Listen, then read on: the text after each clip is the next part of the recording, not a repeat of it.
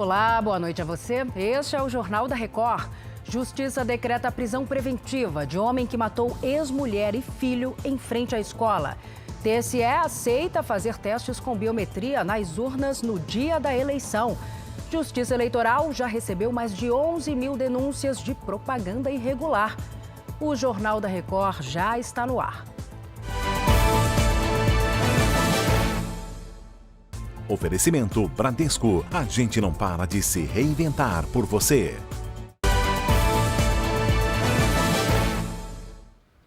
O preço médio das passagens aéreas subiu mais de 20% no primeiro semestre deste ano, comparando com 2019, antes da pandemia. A Giovana Rizardo conta os motivos para a gente. Boa noite, Giovana. Boa noite, Salsi. Boa noite a todos. O principal fator que entra nessa conta é o combustível do avião, que representa mais de 1/3 dos custos para as empresas aéreas. O querosene de aviação aumentou mais de 50% quando a gente compara com os 6 primeiros meses deste ano, com 2019. Por isso, o valor médio das passagens aqui no Brasil subiu também. O valor médio do trecho nacional passou a custar R$ 610, quase aí 22% mais caro que em 2019. O aumento também atingiu os voos internacionais. O preço médio de ida e volta na classe econômica em junho deste ano custava $970, cerca de R$ 5.000, 43% mais cara que o mesmo mês de 2019. Todos os dados são da Agência Nacional de Aviação Civil, que faz esse monitoramento do mercado aéreo. Salsi. Obrigada, Giovana, pelos detalhes. Nos destaques internacionais, na Colômbia, militares prenderam 6 brasileiros numa ação contra o garimpo ilegal. Eles foram flagrados em 4 embarcações enquanto extraíam ouro. Todos os equipamentos encontrados no local foram destruídos. Segundo o exército colombiano, os brasileiros detidos estariam a serviço de uma organização formada por ex-guerrilheiros. Desde agosto, as forças colombianas já destruíram 12 embarcações ilegais perto da fronteira com o Brasil. 5 pessoas morreram soterradas no desabamento de um prédio de 4 andares na Jordânia. Equipes de resgate ainda procuram sobreviventes nos escombros. Pelo menos 14 pessoas foram resgatadas. A suspeita é que a estrutura do prédio teria desgastado com o tempo. O corpo da Rainha Elizabeth II já está no Palácio de Buckingham, na Inglaterra. A despedida da monarca vai se prolongar por toda a semana. De Londres, a nossa enviada especial, Thaís Furlan, traz as últimas informações. O caixão vai ser levado numa carruagem que vai passar por pontos importantes aqui da capital inglesa até chegar em Westminster Hall, o prédio mais antigo do parlamento britânico. O corpo de Elizabeth II chegou a Londres no fim da noite desta terça-feira. Milhares de pessoas acompanharam o cortejo do aeroporto até o Palácio de Buckingham. Antes da abertura do velório para a visitação do público, o rei e outros integrantes da família real vão participar de uma celebração. O enterro será na próxima segunda-feira, no Castelo de Windsor. De Londres, Thaís Furlan. Seguimos neste assunto porque milhares de pessoas já estão na capital inglesa para as últimas homenagens à Rainha Elizabeth. Em uma das principais praças de Londres, o rosto da monarca foi estampado por um artista de rua. Já em outro ponto da cidade, centenas de buquês de flores foram deixados em respeito à rainha. Na Escócia, 3 pessoas foram presas em protestos contra a monarquia. Na segunda, um homem chegou a ser retirado à força da multidão durante o cortejo fúnebre em Edimburgo. E os acionistas do Twitter aprovaram a oferta de Elon Musk para comprar a rede social pelo valor de 228 bilhões de reais. A aprovação consolida a posição da empresa, que recorreu à justiça para fazer Elon Musk adquirir a rede social. O bilionário sul-africano fez a oferta em abril, mas desistiu da compra no começo de junho. Musk alegou que foi enganado sobre o número de contas robôs na rede social. Um julgamento do caso está marcado para o mês que vem. De volta ao Brasil, a Agência Nacional de Energia Elétrica propôs que o Pix seja uma opção de pagamento para a conta de luz. Então vamos até Brasília conversar com o Alessandro Saturno, ele vai explicar melhor para a gente. Oi, Alessandro, boa noite para você. Olá, Salsi. Boa noite para você e a todos que nos assistem. Bom, se essa medida for aprovada, as distribuidoras vão ter aí o prazo de 90 dias para adotar essa nova forma de pagamento. Segundo a ANEEL, o objetivo é justamente oferecido pelas distribuidoras, é uniformizar, essa questão do serviço para que todos tenham acesso ao pagamento via Pix.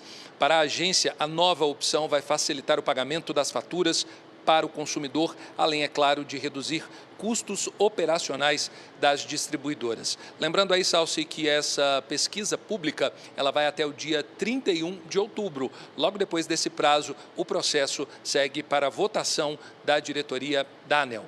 Salsi. Certo, Alessandro. Já conversamos novamente. E olha, no Rio de Janeiro, 26% dos moradores da cidade ainda não tomaram a primeira dose de reforço da vacina contra a Covid-19. O Leonardo Aque tem mais detalhes. Oi, Léo, boa noite. Boa noite, Salsi. Boa noite a todos. É isso mesmo, Salsi. Segundo a Secretaria Municipal de Saúde, mais de 2 milhões de pessoas com idades acima de 18 anos precisam voltar aos postos para se imunizar contra o coronavírus. Agora, no Rio, as doses de reforço começaram a ser aplicadas há exatamente um ano. E até o momento, 3.900.000 moradores fizeram a primeira aplicação complementar. Agora, quando se fala em quarta dose ou a segunda do reforço, o número é ainda menor. Só 27% dos maiores de 18 anos procuraram os postos de saúde. Salsi. Obrigada, Léo, pelos detalhes. A Justiça de São Paulo converteu em preventiva a prisão do homem que matou a ex-mulher e o filho em São Paulo. Ezequiel Lemos Ramos atirou contra a ex-mulher e os 2 filhos na segunda tarde, na zona leste de São Paulo. Imagens de uma câmera de segurança mostram o momento em que o carro da vítima passa em frente à escola das crianças e bate contra um poste. Na sequência, Ezequiel aparece correndo com uma arma de grosso calibre. Ele vai em direção ao carro e atira várias vezes. Os disparos acertaram a ex-mulher, Michele Nicolite, e o filho do casal, de apenas 2 anos. O outro filho, de 4 anos, foi baleado, mas sobreviveu. Ezequiel possui licença de colecionador de armas e atirador e já tinha sido preso por violência contra a ex-mulher. Ele estuda medicina no Paraguai e tem uma tatuagem do ex-presidente Lula num braço. O Partido dos Trabalhadores divulgou nota em que condena toda forma de violência, qualquer que seja a orientação política de quem a comete. O Tribunal Superior Eleitoral manteve a proibição do uso de imagens do 7 de setembro na campanha do presidente e candidato à reeleição, Jair Bolsonaro. O Alessandro Saturno está de volta com os detalhes. Alessandro. Salsi, os ministros do TSE, eles analisaram as ações da candidata à presidência, Soraya Tronic, e também de uma federação que apoia o candidato Lula. A proibição do uso das imagens do dia 7 de setembro foi mantida de maneira unânime. O relator dos processos, o ministro Benedito Gonçalves, votou para manter a decisão individual dele, que proibiu as imagens das celebrações em materiais de campanha. Além disso, os partidos acusam os candidatos do PL de utilizarem as festividades para promover as próprias candidaturas. Os partidos, Salsi, de oposição, alegaram que os eventos que ocorreram, tanto aqui em Brasília como no Rio de Janeiro, cívico-militares, eles foram utilizados pelo candidato à reeleição, além de utilizar como um evento oficial, também utilizou como ação de campanha. Salsi. E ainda sobre eleições, Alessandro, o TSE informou nesta terça-feira que já recebeu mais de 11 mil denúncias de irregularidades eleitorais. Fala pra gente qual é o estado com maior número de queixas.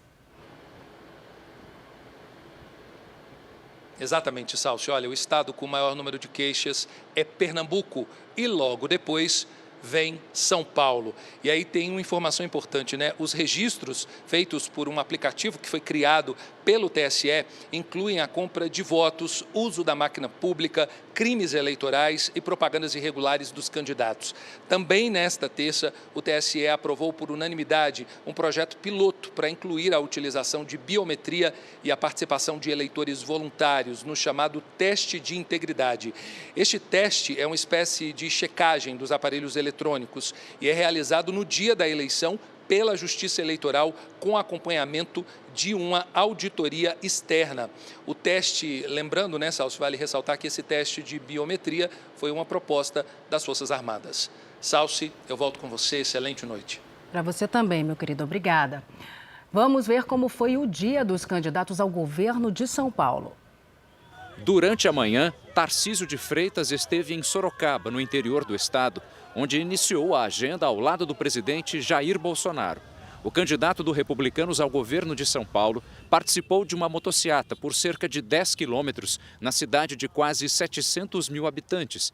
A motociata terminou aqui nesta praça, no centro de Sorocaba, onde Tarcísio de Freitas fez um comício e falou aos eleitores. É importante mostrar o quanto São Paulo vai ganhar de caminhar junto com o governo federal na política pública de habitação, na de saúde, na de segurança, compartilhando informação, compartilhando inteligência, atuando no combate àquelas quadrilhas de receptação. O candidato Fernando Haddad, do PT, participou pela manhã de uma caminhada por bairros da Zona Sul de São Paulo. Entrou em comércios e conversou com moradores. Ao lado de apoiadores, discursou para os eleitores. Haddad disse apoiar a transferência de líderes de facções criminosas para presídios federais. Os traficantes de alta periculosidade para os presídios federais, você desbarata a quadrilha. Você impede que ele chefie a quadrilha de dentro do presídio. Então, para nós, o presídio federal é uma estratégia que tem que ser mantida. O governador Rodrigo Garcia, candidato à reeleição pelo PSDB, participou no fim da manhã de uma entrevista para a TV. Vinícius Poit, candidato do Novo, esteve em um evento na Zona Sul de São Paulo. O candidato do PDT, Elvis César, gravou entrevista à tarde para uma TV na capital paulista. Agora a gente fala do preço do botijão do gás de cozinha, que já está quase 5% menor nas distribuidoras. A expectativa é que a redução chegue ao consumidor final nos próximos dias. A cozinha é a parte mais movimentada da casa da Liliane. Mãe de 5 crianças, as atividades em torno do fogão não param. E até por isso, o gasto com gás é um dos itens que mais pesam no orçamento. A cozinha aqui não para. É café da manhã, almoço e janta. E fora as outras coisas que a gente tem que fazer nesse intervalo, né? O botijão de 13 quilos dura no máximo 40 dias. No último anúncio da Petrobras, a queda no preço para as distribuidoras foi de 4,7%, uma diferença de R$ 2,60. O botijão passou de R$ 54,94 para R$ 52,34. O preço para o consumidor final depende da cadeia de distribuição do gás. Por isso, o valor pode variar de cidade para cidade e até mesmo de bairro para bairro. Em média, o botijão custa R$ 125. A gente tem um estoque, é na próxima compra. E isso demora alguns dias.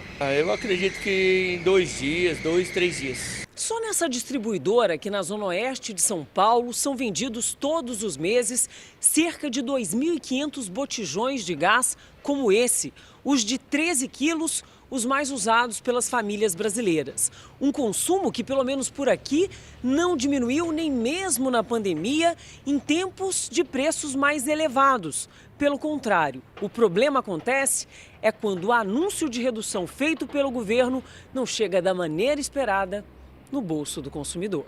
A Petrobras anuncia 2%. A engarrafadora não passa os 2%. Vai passar entre 1,5% e 1,60%. É o que chega para a gente.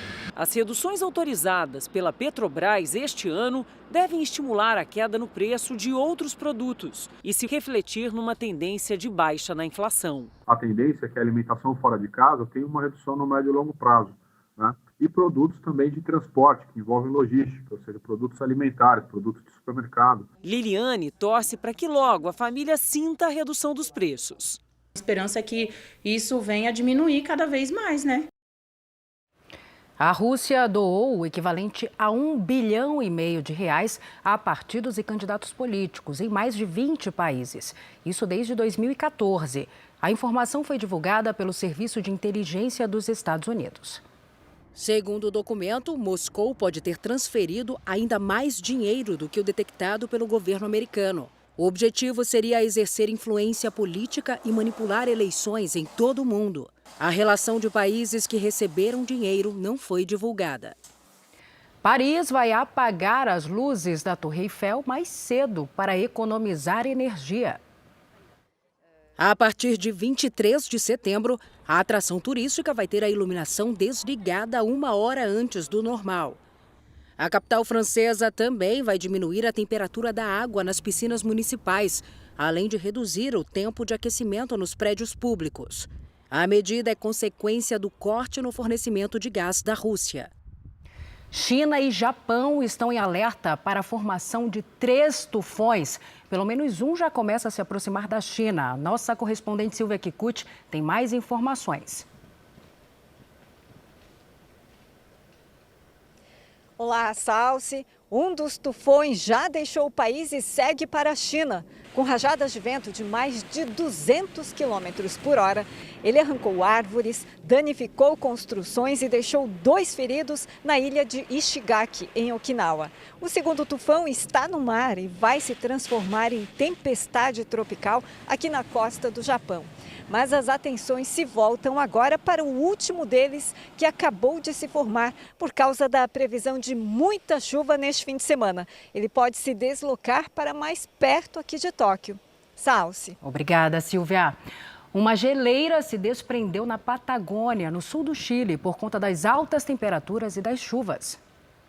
O momento em que a geleira se soltou foi gravado por um turista do Parque Nacional de Cuellar, a cerca de 1.200 quilômetros da capital Santiago. O gelo se desprendeu de uma altura de 200 metros.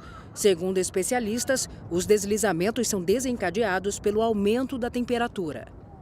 A NASA se prepara para atingir um asteroide em um experimento espacial.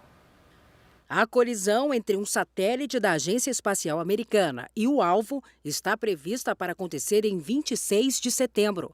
O objetivo é desviar o asteroide que viaja em direção à Terra. A missão é um teste e não oferece risco para o planeta. O experimento da NASA vai ser transmitido pela internet. Este foi o Jornal da Record. Outras informações às 7 da manhã, na primeira edição do JR 24 Horas. Você fica agora com Fala Que Eu Te Escuto. Uma ótima noite para você. Cuide-se. Tchau.